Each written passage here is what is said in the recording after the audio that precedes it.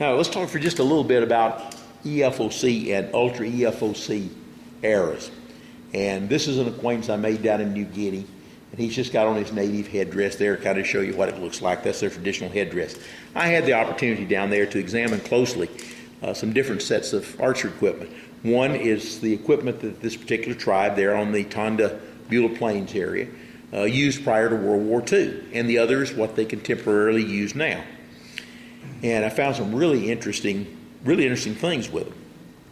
These are the heads that were used, the arrows that were used prior to World War II. These are all hardwood heads, very heavy hardwoods, and you can see the very slender cane shafts that they're mounted on.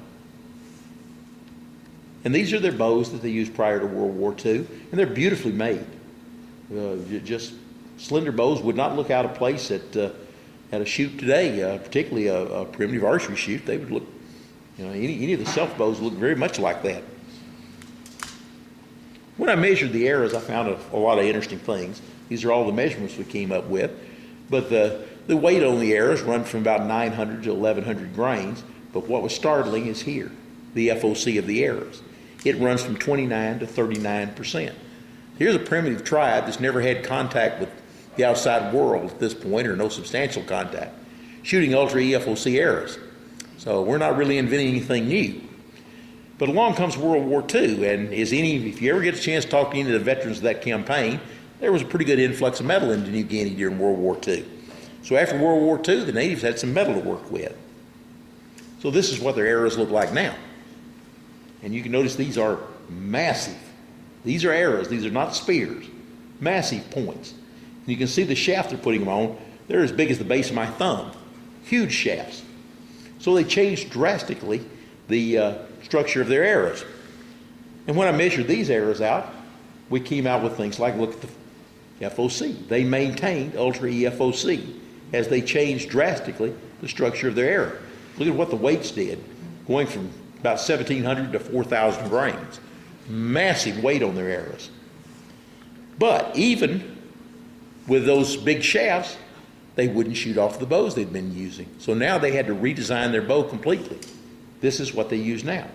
It's made from one piece of bamboo. They run from about 7 to 7.5 feet long. And you can see the width here. It's about 4 inches wide at the grip. Well, what's that doing? That's moving the arrow further from the center of the bow. It's allowing a weaker static spine to shoot. Obviously, even with those big cane shafts there, they're not stiff enough for those massive points. So the change in the arrow forced them to redesign their bow completely. They do spend a lot of time. They certainly understand tailoring. It was quite interesting to watch the village bowyer out there working. He knows what he's doing. Excuse me in a moment. Now this is my friend out showing his shooting form. This is out on the Beulah Plains, on the flood plains.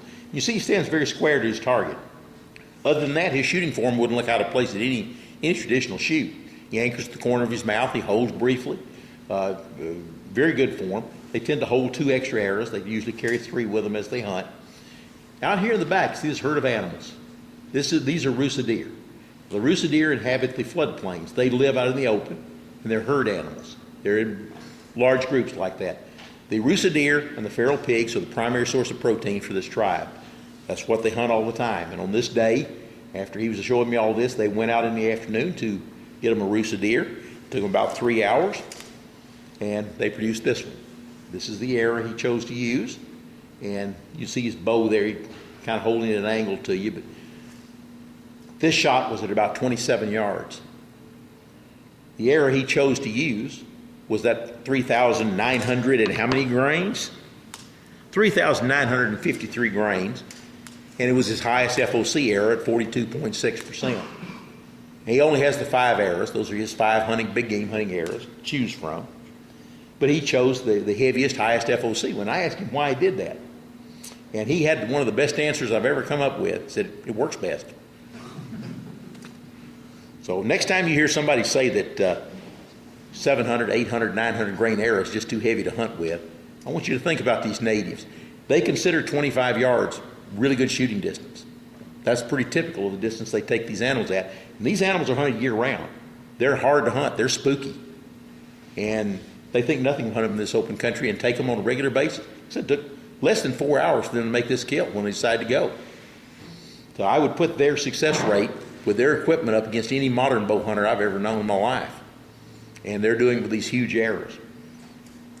How heavy a bow is that? I didn't have anything to measure it with, but I judged it against my bow, and I would say that it was in the 80-pound range. The arrow velocity certainly looked below 100 feet per second. The other thing was there's no sound of the arrow in flight or the bow shooting either. It is dead quiet. I think that makes a big difference for him. The animal certainly didn't move. When he took the shot, it knew nothing was coming. No fletch on those arrows? Those are unfletched. Now they get away with that for two reasons. The very low velocity doesn't create much wind shear. And that high FOC, you don't have, well, we got a little demonstration coming up here in just a minute. Makes a huge difference in the way the arrow flies. And they're practice arrows. They're blunts that they shoot. They were shooting out there at a tree that was about 10 inches in diameter at about 20 yards, and every one of them could hit it every shot. Which I bet we could take this group here and we go and get that. Yeah. But that was pretty typical of all the bows. They all seem to be in that 80-pound range.